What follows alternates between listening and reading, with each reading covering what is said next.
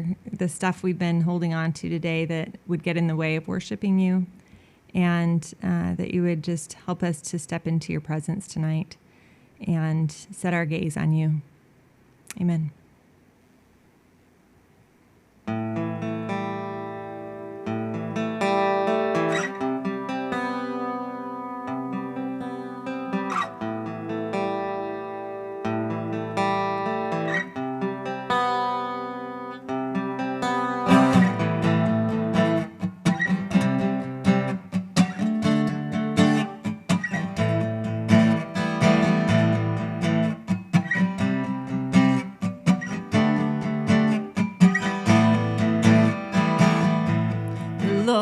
My shepherd, I shall not be in want. He makes me lie down in green. He leads me by quiet blue. Yeah, though I walk through darkest valleys, you are near me. Your protection and guidance are comforting me everywhere that I go. Oh.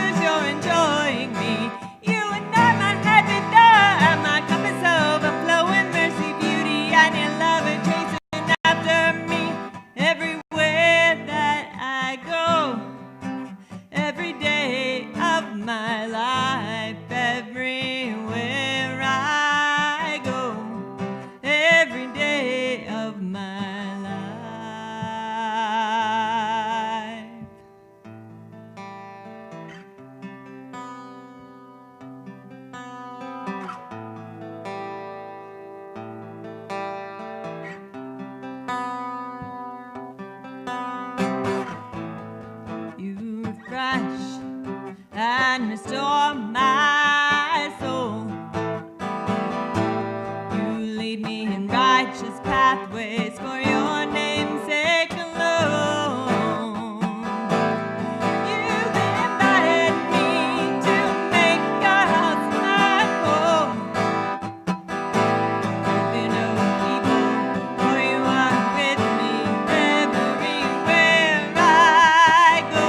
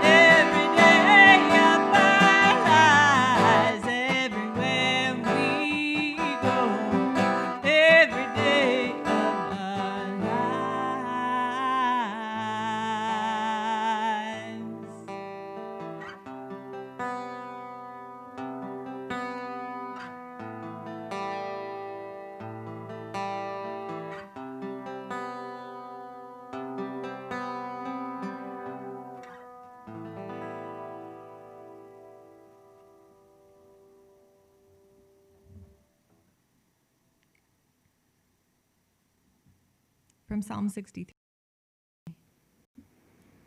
You, God, are my God. Earnestly I seek you. I thirst for you. My whole being longs for you in a dry and parched land where there is no water. I have seen you in the sanctuary and beheld your power and your glory. Because your love is better than life, my lips will glorify you. I will praise you as long as I live, and in your name I will lift up my hands. I will be fully satisfied, as with the richest of foods, with singing lips, my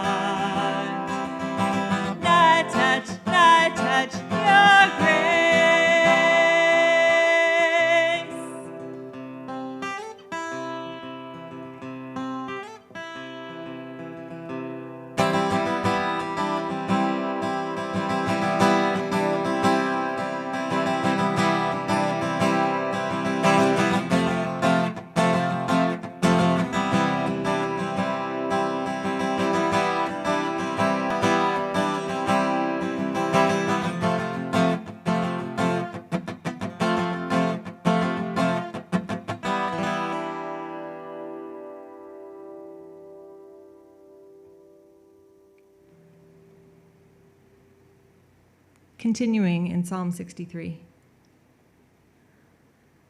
On my bed, I remember you. I think of you through the watches of the night. Because you are my help, I sing in the shadow of your wings. I cling to you. Your right hand upholds me. Those who want to kill me will be destroyed. They will go down to the depths of the earth. They will be given over to the sword and become food for jackals. But the king will rejoice in God. All who swear by God will glory in him, while the mouths of liars will be silenced. This next song is from Psalm 63, and it also pulls in, along with the idea of seeking God and being satisfied in God, even though we live in a dry and weary, parched land. It pulls in the ideas from Jeremiah 2 that talks about how God's people have dug empty wells or cisterns that could give them no water. So the ways that we tend to run away from God to look for satisfaction, and the way that he keeps inviting us to drink deeply of himself.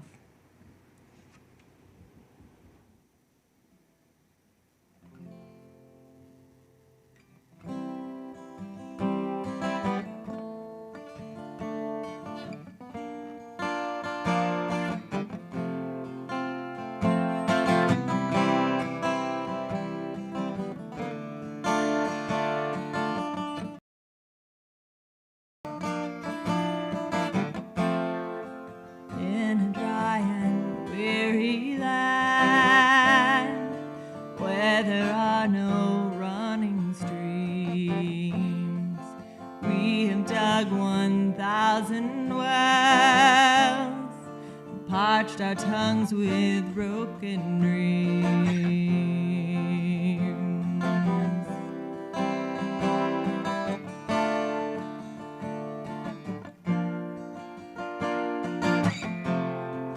You, Lord, return to me the spring that quenches thirst.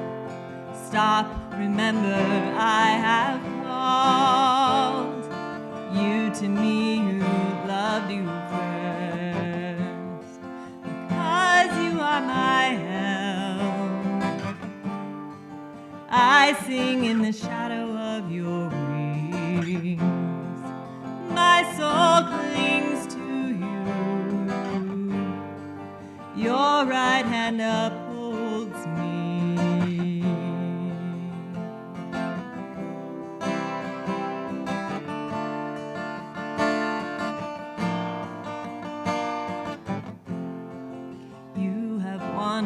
Far from me, yet I am ever close behind. Leave the empty, cracked cisterns, for at my table rest you'll find. Because you are my help, I sing in the shadow of your wings. My soul clings to you. Your right holds me.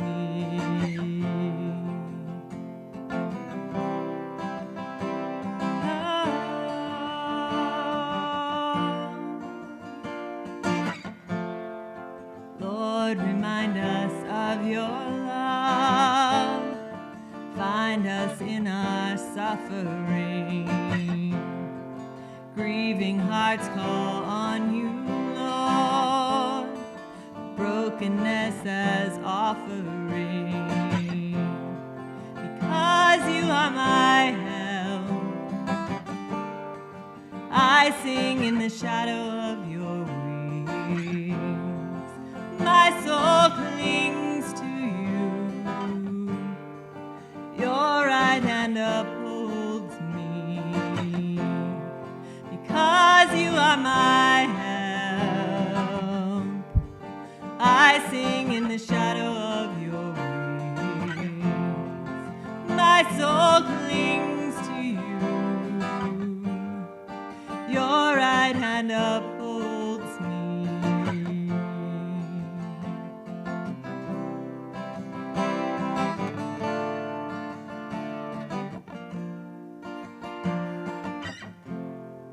Because you are my help, I sing in the shadow of your wings.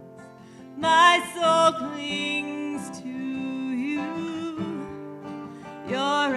and upholds me.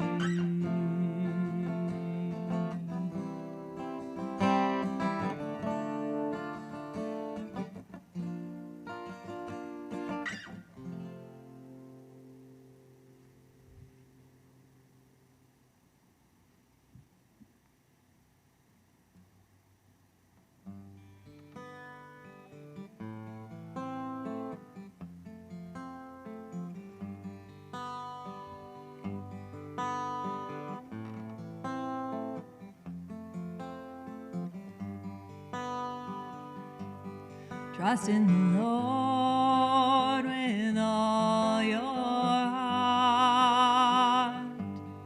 Lean not on your own understanding.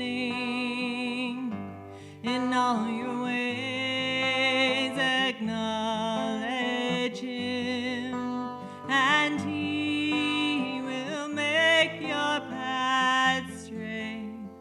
Make your path straight. Make your path straight.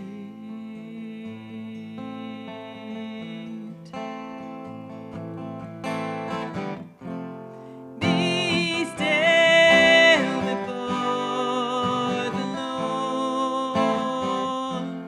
Wait patiently. Do not fear, no, do not fear. For those who hope in Him, they will know peace. They will know peace.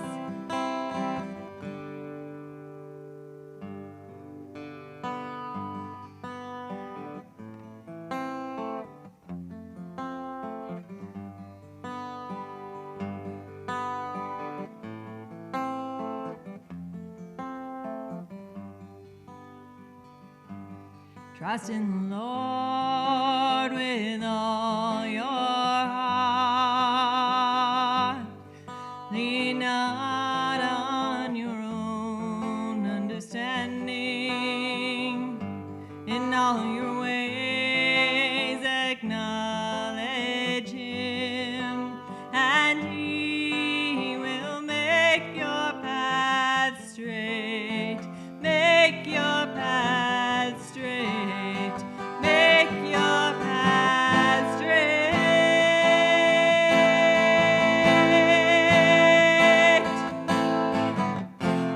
Be still before the Lord. Wait patiently. Do not fear, no, do not fear. For those who hope in Him, they will know peace.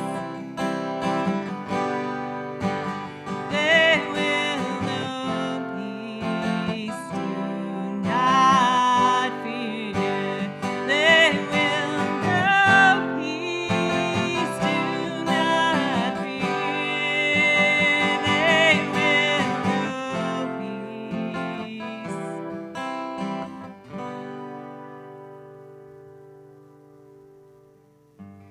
Trust in the Lord with all your heart. Lean not on your own understanding. In all your ways acknowledge Him, and He will make your path straight. Make your path straight. Make your path straight.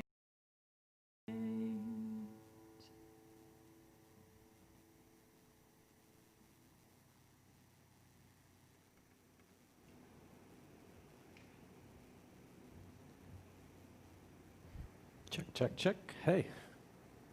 Good evening. Welcome to Compline. Hey, Eric says, good evening back to me. It says right here in very nice writing, it did say stand by. So if you're with us, sorry, it took us a little while to get the stream up tonight. We're not exactly sure why that happened, but it did. So I'm going to talk to you a little bit tonight, continuing along in the same vein as I've been talking about the space of our minds. And I want to expand really what I mean by mind tonight. So I just had a run-in, which was very good. Not all accidental run-ins are good, but this one was a very good accidental run-in with Caleb and Matt, Caleb Summits and Matt Kaler today, and I had a really good conversation, and then I followed up with a great conversation because they were telling me about some stuff that Corey Gilchrist said, and they are all brilliant, excellent people, and I love them so much and the way that they're exploring these ideas that I'm trying to present with me.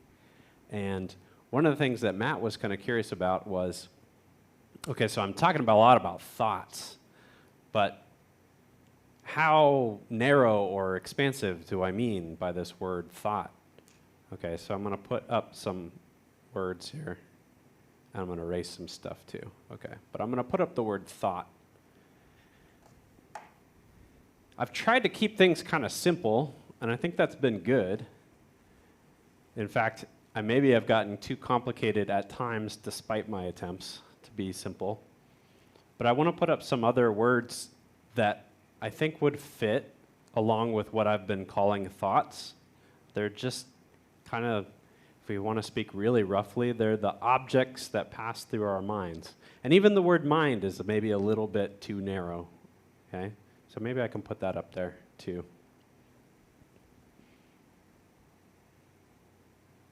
Okay, so I've been talking a lot about our mind, and I've been talking about thoughts. But suppose that I change the terms a little bit, and maybe you can see what that does for you. Okay. We'll make them plural. Okay.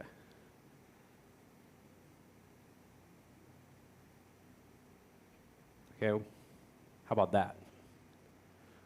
Okay, so I haven't been talking about things. Oh, we're getting a blur. My lighting man, Eric is the lighting and sound guy. Okay, is it really dark? We're gonna go back. Oh no, okay. All right. Feelings, okay, this says feelings. All right, so this says thoughts. Thoughts, we tend to think of thoughts occurring in our mind, but we tend to think of feelings occurring in our heart. But what I want to say is that I don't actually want to divide these things up. I think that they all blend together in the experience that we have. And you could put also the word, if you don't want feelings, well, it got really dark. Okay. We also got emotions. We have desires. We could even put, oh, I'm going to need help on the appetites. Okay. All right.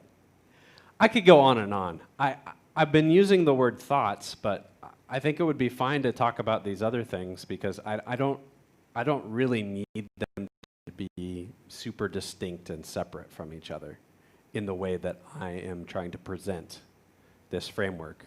And when I'm talking about mind, you can include heart.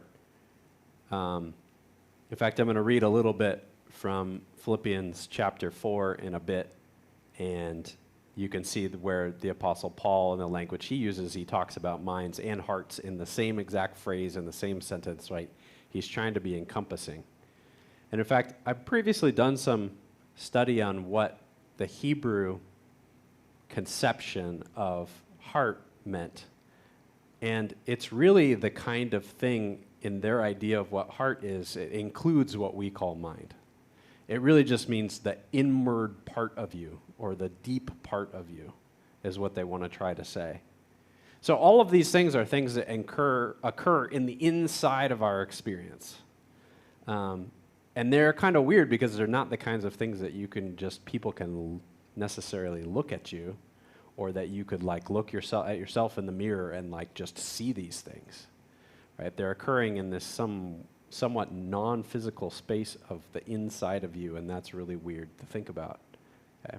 But I'm trying to stretch to describe this experience that we have of thoughts, feelings, emotions, desires, and appetites just sometimes suddenly, sometimes all at once, sometimes controlled, sometimes uncontrolled, just popping into our interior experience. The other thing that Matt and Caleb were bringing to my attention is something that I don't think I talked about in particular, but is something that I do believe. They were saying, well, we were considering how we don't really have direct control over what thoughts happen in our minds, nor do we think that we should try to control exactly what thoughts happen, and I'll clarify that in a minute. Okay, so what they were saying is, you have these things that happen, and they in a very large way, they happen to you. You don't bring them about. Like you're just walking around, enjoying your day, and these thoughts just come at you. Okay? They pop into your mind, your heart. These different emotions, these different experiences that you have. And so it's not like you put them there. And so in one way, you're not responsible for them. They occur, and you don't need to heap shame, guilt, contempt on yourself for having them. And this is going to get to really what was big for Corey about this. Okay. But what you are then responsible for doing is this big piece that Eric spent a lot of time talking about one Wednesday. I've been talking about 2 Wednesdays, and I'm going to talk about again, is the responsibility that we have once we have these thoughts, feelings, emotions, desires, appetites. Once we notice them in our hearts and minds, okay, that we take them captive and put them at the feet of Jesus. So this is the idea of 2 Corinthians that we've been quoting a bunch, where the apostle, what did you say? Chapter 5, yes. 2 Corinthians chapter 5. All right, we're going to get the chapter in there. Good. Okay. Where the apostle Paul and Timothy writing together are expressing to the Corinthians, saying that one of the things that we do is that we take every thought captive and make it obedient to Christ. And last time I spoke, I said that we can imagine putting our thoughts in a quarantine box, okay? There's a lot of different ways to think about it, right? So, you kind of put it in thought jail or whatever, while you sort things out. Because some of these thoughts, feelings, emotions, desires, appetites, and so on, I should have even put images, but anyway, okay. Images is another word. Yeah, I'm going to fit images on this side here, okay. I think the word thoughts for people brings to mind language, so things that are in words. And some of our thoughts occur very word-like they're in English or something like it. But many of our thoughts are very pictorial. Like they look like stuff, or they sound like stuff. And many of our memories especially are like that, but certainly things that, yeah. So all of these things happen, and then we find them disturbing, or we think like, oh man, I shouldn't be thinking that, or what the heck is that all about, or I'm not sure that's true. Okay, so it goes in the quarantine box. We take it captive, and we put it at the feet of Jesus. Okay. Now, the extension of this from Corey Gilchrist is really great, okay, and it has to do with a rock tumbler. Now, I'm not going to try to attempt, I'm not going to attempt to draw a rock tumbler. You want me to? Okay, Eric's going to come. All right. Eric Seepin, come on down to the front. Okay. So here's the actual tumbler. Okay, all right. He's drawing the tumbler. He says this is the tumbler part. Hatch. That's where you're going to put the rocks into. Okay. And then it has a little handle, and it's on the face. So the face is kind of like a triangle of Okay, so we've got a base, we've got the tumbler itself. Okay, and there's an arrow and there's a little thing. Okay, so you've got a crank or a handle or something. Okay, yeah. This is with x-ray vision on the side there. Okay. All right, cool. All right. So I watched like 2 or 3 YouTube videos this afternoon after I heard this thing about a rock tumbler. People put all kinds of things in them because they want to see what happens when you. Eric says it looks like a spaceship on the video. Trust me, it's a rock tumbler. Okay. He was braver than I to attempt it. But it's this kind of barrel-like object where you put rocks or maybe other things, okay? And then you also put in a bit of like sand-like stuff, sand or gravel, and maybe a bit of water as well. And you can get ones that are automatic that you don't have to crank yourself, and you can like leave them going for weeks or months or whatever, and right? Yes, yeah. And what happens is that when you start, you've got something that's kind of like jagged, unpolished, rough, gnarly in some way, okay? And in fact, I even saw a guy today who put in bits of broken glass, like some glass object shattered, and he had all these glass fragments that were really jagged and quite dangerous. In fact, like one looked exactly like a knife.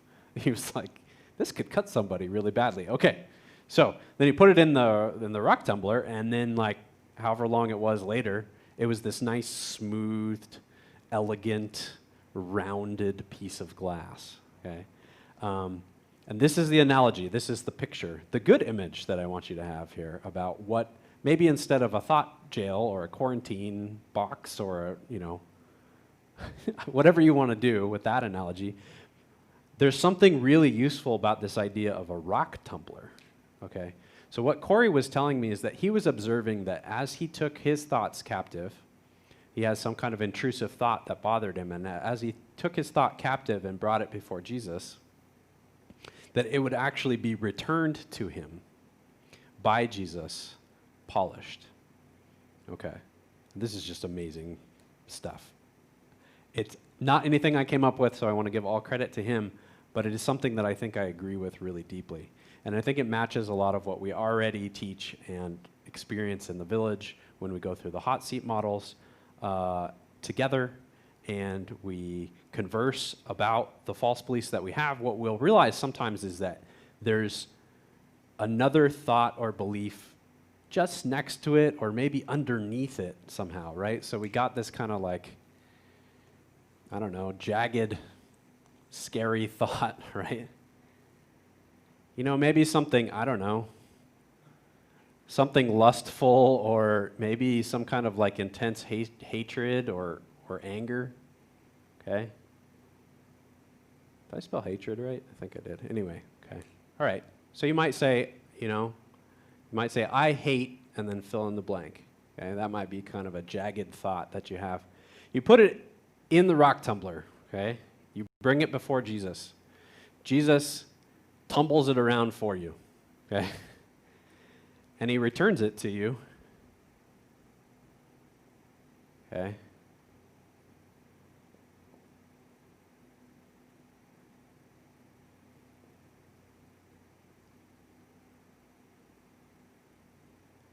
As a thought that has the form something like that, and I don't know if that's big enough to be read, but it says, I desire to be loved.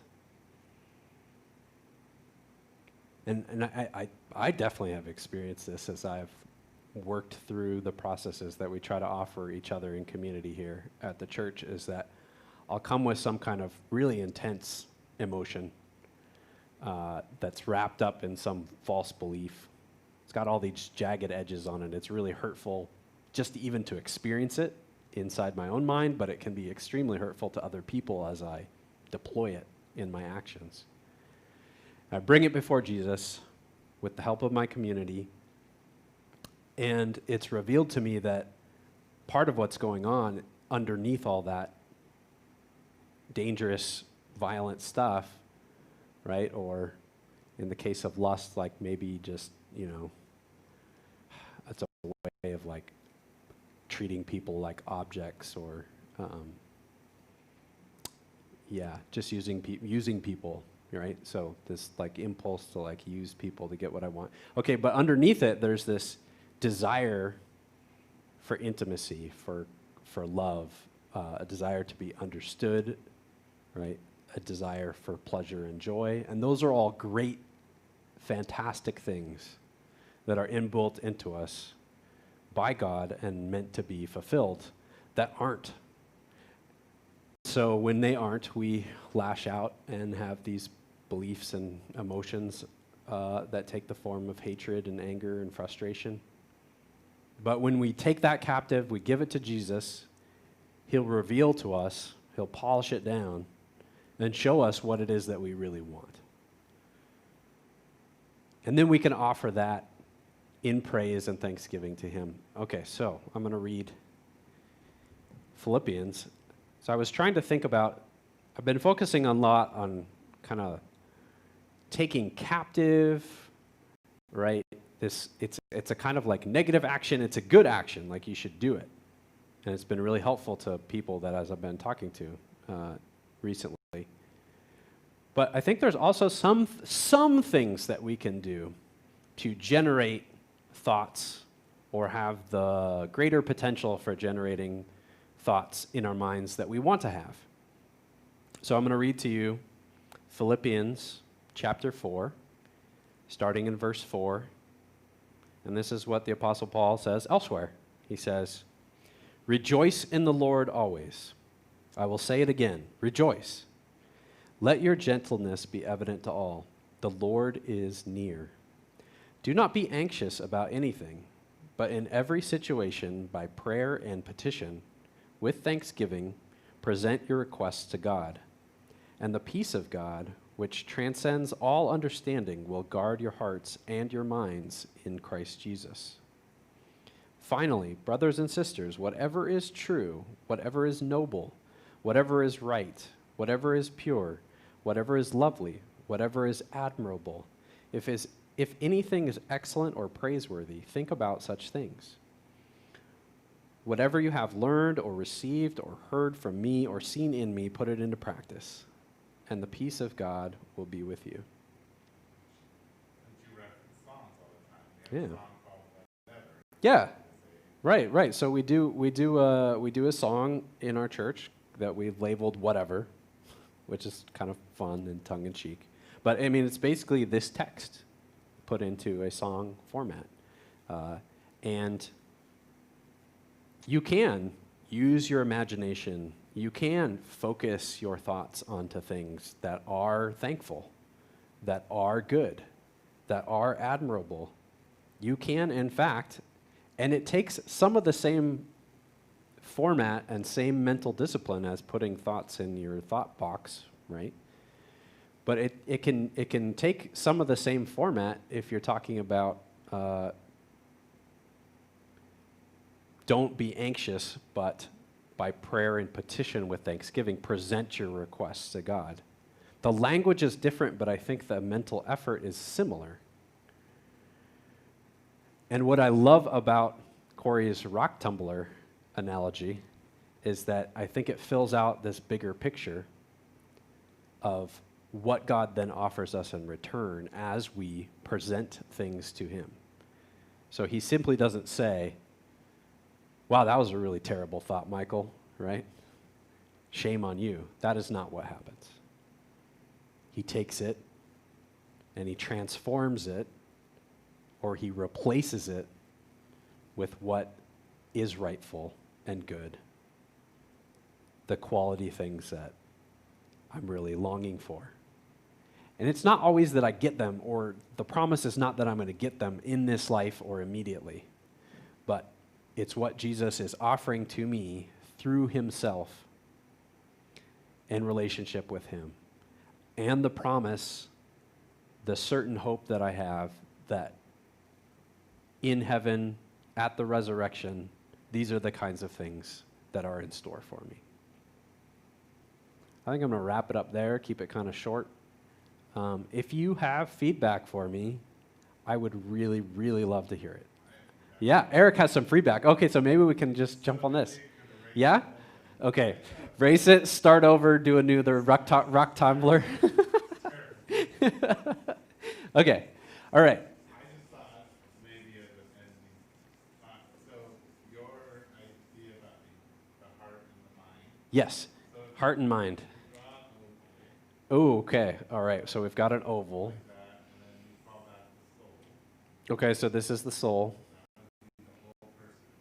Okay. And if you draw a circle inside it, Uh-huh. and you call that the mind, Okay, here is your mind. and then another one that intersects with the mind, Ah, and that is your heart. And that is how it usually thinks when it says heart, soul, and mind. okay, all right, so Eric says that this is a more accurate illustration of what a Hebrew person, an ancient Jewish person would have thought about. Well, I'm going to use a really fancy word. A couple of words. That this is the philosophical or theological anthropology. Okay. My wife said I used way too big of words last week when I was trying to simplify things. This is funny. Okay. Okay, but this is the picture of what a person is, sans body, which is nothing. So you could probably imagine the mind and the heart living in, and Yeah. floating with Right. So I mean, look, you've got these different. Basically, humans are amoebas, spiritual amoebas. Yeah. Look, illustrating these things that are non-physical sometimes can cause some problems if we fixate too much on them.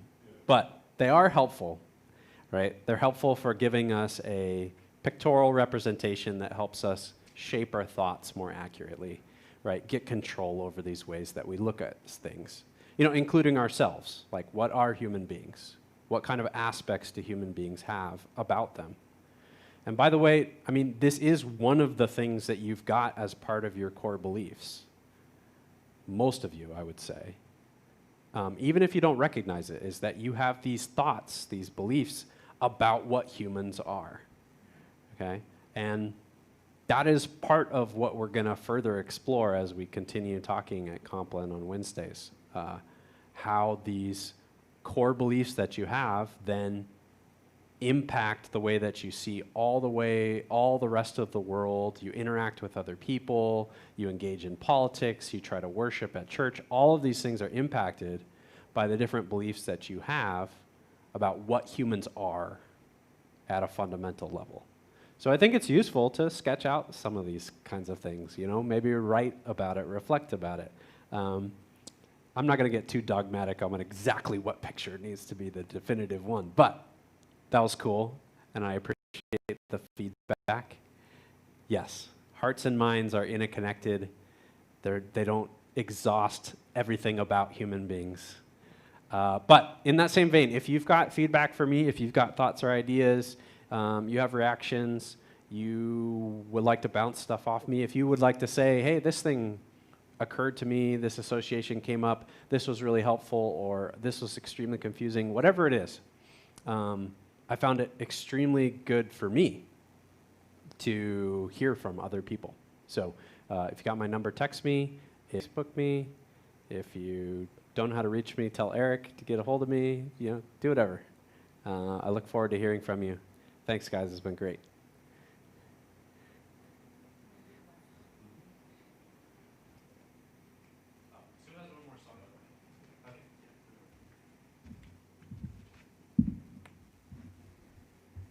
As our last song for Compline,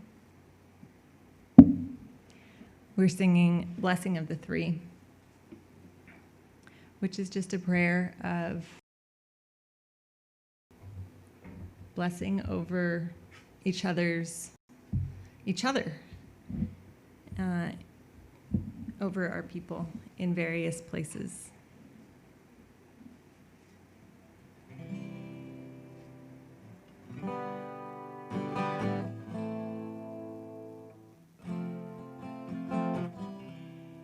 Bless, O God, our dwellings, and each who rests. Bless, O God, our dear ones, in every place they lie, in the night that is tonight.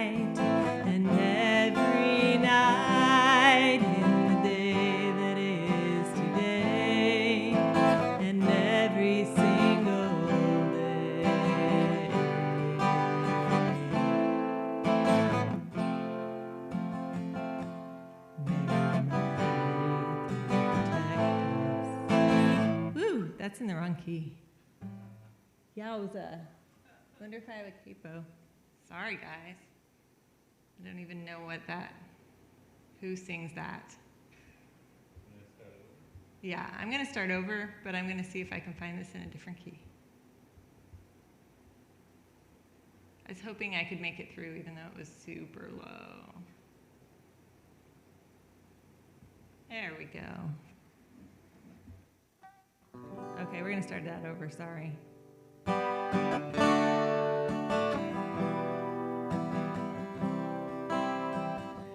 So think about your people and the people at the village that you care about and the people beyond the village that you want to sing this over. Bless, O God, our dwellings, and each who rests this night. Bless, O God, our dear ones, in every place they lie, in the night that is tonight, and every night, in the day that is today, and every single day.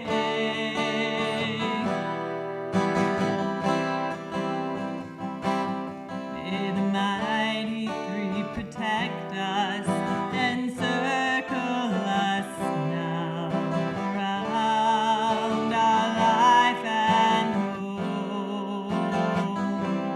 Oh, sacred three, the mighty three.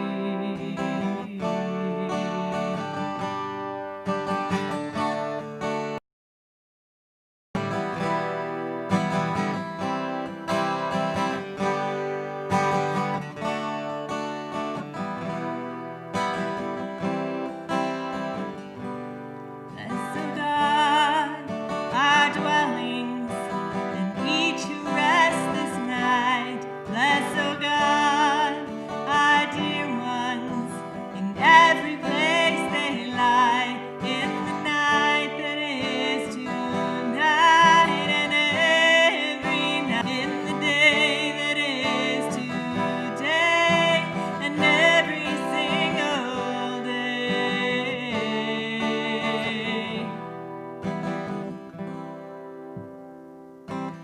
May the mighty three protect